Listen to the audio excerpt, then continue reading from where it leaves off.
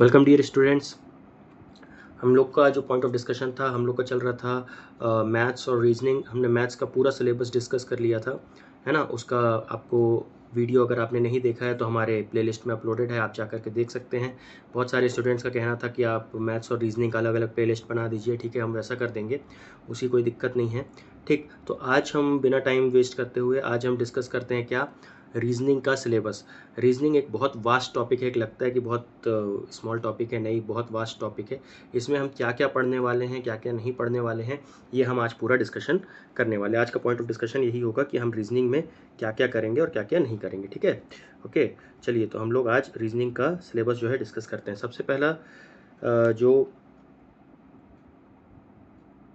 आपको ध्यान में रखने वाली चीज़ है कि रीजनिंग के अंदर बहुत सारे अलग विषय जो है मतलब 2-3 टाइप्स में रीजनिंग को डिवाइड किया जाता है। ठीक, तो सबसे पहले आपको मैं बताता हूँ कि रीजनिंग को कितने टाइप में डिवाइड किया जाता है, फिर उसके अंदर कितने टॉपिक्स हैं वो आपको मैं क्लियर करूँगा। ठीक, सबसे पहला जो है जनरल मेंटल एबिलिटी। ओके, सबसे पहला टॉपिक आता है रीजनिंग में जनरल मेंटल एबिलिटी। ठीक, दूसरा जो टॉपिक है वो है एनालिटिक रीजनिंग। क्या? Analytic reasoning. ठीक है, जनरल एबिलिटी और एनालिटिक रीजनिंग, करेक्ट। तो जनरल एबिलिटी में जो जो टॉपिक्स आते हैं, इसके बाद logical reasoning, non verbal reasoning और क्रिटिकल रीजनिंग, ये मैं आपको आगे बताता हूँ इसके अंदर क्या क्या पे आता है। ठीक है, जनरल मेंटल एबिलिटी के अंदर जितने टॉपिक्स आते हैं उसको मैं आपको बताता हूँ, उसको आप एक नोटबुक निकालिए और लिख लीजिए। ठीक है, उसके अंदर क्या क्या टॉपिक आते हैं। सबसे पहला टॉपिक आता है आपका कैलेंडर।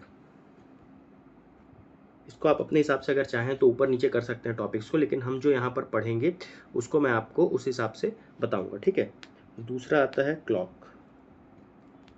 ठीक, क्लॉक, कैलेंडर। तीसरा आता है डायरेक्शन टेस्ट।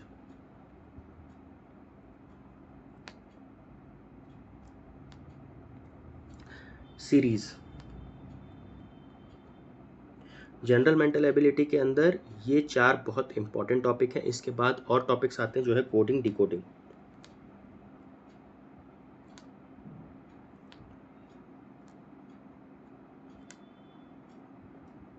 ठीक, कोडिंग और डिकोडिंग। उसके बाद आता है रैंकिंग। ठीक, उसके बाद आता है अलजेब्रा टेस्ट। उसके बाद आता है अरिथमेटिक रीजनिंग।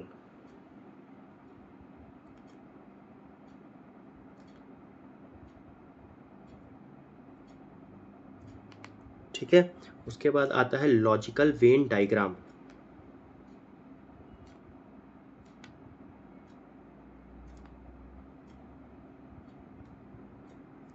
उसके बाद आता है और भी एक दो टॉपिक है जिसको हम लोग मिसलेनियस के अंदर गिन लेते हैं। ठीक है, ये हो गया हमारा जनरल मेंटल एबिलिटी। लगभग ये पूरे टॉपिक्स हैं जो आपको हम यहाँ पर कवर करवा के देंगे इस सीरीज़ के अंदर। ठीक है, और इससे आगे और कोई भी एग्ज़ाम में मुझे नहीं लगता कि अधिक प्रश्न पूछे जाते हैं। ठीक है, करेक्ट। इसके बाद हम देखते हैं क्या, एनालिटिक रीजनिंग। ठीक है, एनालिटिक रीजनिंग में जो टॉपिक्स आते हैं हमारे, सबसे पहला आता है एनालिटिक रीजनिंग में पजल। ठीक, सिटिंग अरेंजमेंट।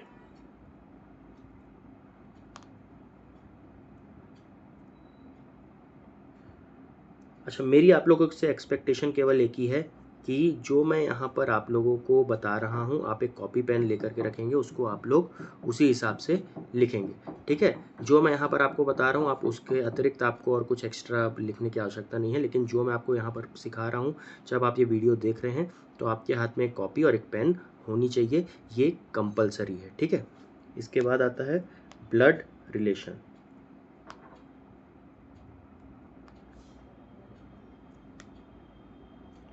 ठीक, ब्लड रिलेशन से भी बहुत सारे क्वेश्चन आपने देखे होंगे। ठीक है, उसके बाद आता है selection based question.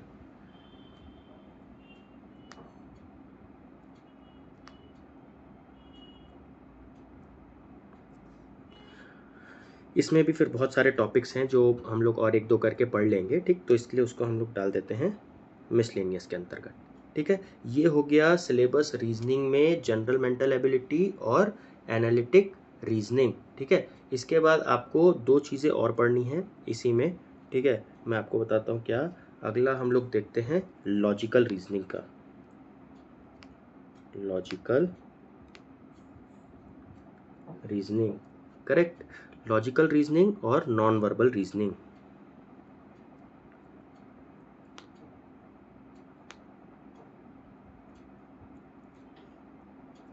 Non verbal reasoning और लॉजिकल रीजनिंग। ठीक है, तो लॉजिकल रीजनिंग में कौन कौन से टॉपिक्स आते हैं? Statement and conclusion. लिखिए, आप लोग साथ में लिखते चाहिए, चलिए। स्टेटमेंट और कंक्लूजन। ठीक है, स्टेटमेंट एंड असम्पशन।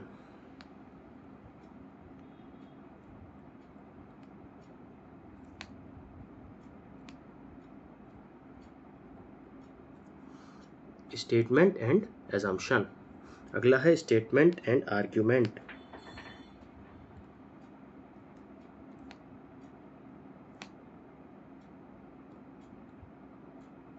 ठीक है, स्टेटमेंट एंड आर्ग्यूमेंट। अगला है statement and course of action.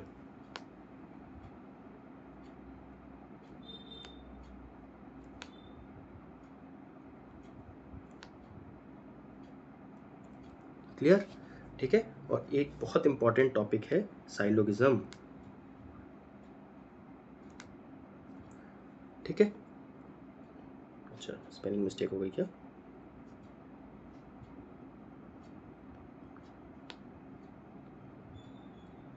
साइलोगिज्म। ठीक है, इसके बाद non verbal reasoning. Verbal reasoning तो आपको पता है क्या होता है। वर्बल रीजनिंग में आपको पूरा वो लिख के देगा। ठीक है, वो भी हम यहाँ डिस्कशन करेंगे। पर जो टॉपिक्स आपको नहीं समझ में आते, जैसे कि रीजनिंग बहुत सारे बच्चों को नहीं पता चलता कि सिलेबस ही क्या है। ठीक, तो वो सिलेबस हम यहाँ पर आज डिस्कशन कर रहे हैं, क्योंकि ये सबसे इंपॉर्टेंट बात। अगर आपको सिलेबस समझ में आ गया, आधे से ज़्यादा समस्या क्लियर।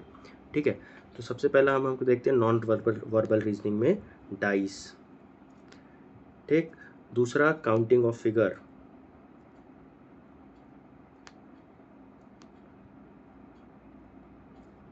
अगला क्यूब। उसके बाद डायग्राम सीरीज। उसके बाद पेपर कटिंग।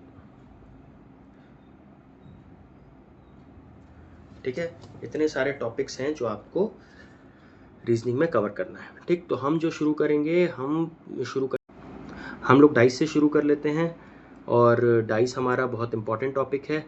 ठीक है, डाइस से हम लोग स्टार्ट करेंगे क्या, हमारा रीजनिंग का सिलेबस। ठीक, और नंबर सिस्टम से हम लोग स्टार्ट करेंगे मैथ्स का सिलेबस।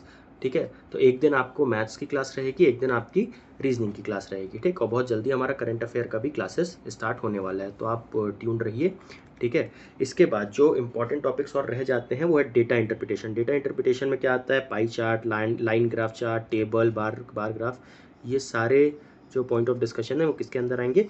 डेटा इंटरप्रिटेशन के अंदर। ठीक, तो हम ये टॉपिक्स कवर करने के बाद फिर डेटा इंटरप्रिटेशन पे ध्यान देंगे। ठीक है, तो अभी हम लोग शुरू करेंगे डाइस से और वहाँ पर मैथ्स में नंबर सिस्टम से। तो एक दिन आपकी क्लास चलेगी मैथ्स की, एक दिन आपकी क्लास चलेगी रीजनिंग की। ठीक है, इस हिसाब से हम तैयारी करते हैं और बने रहिए।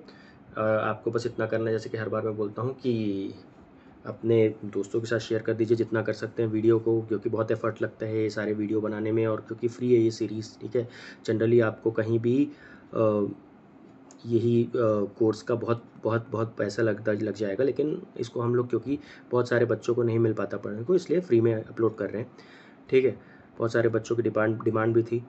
ठीक, तो बस आपको इतना करना है कि आपको ज़्यादा से ज़्यादा शेयर करना है, ताकि और भी आपके जो साथी मित्र हैं वो इसको अच्छे से पढ़ सकें। Okay, thank you. अच्छा, एक बात और,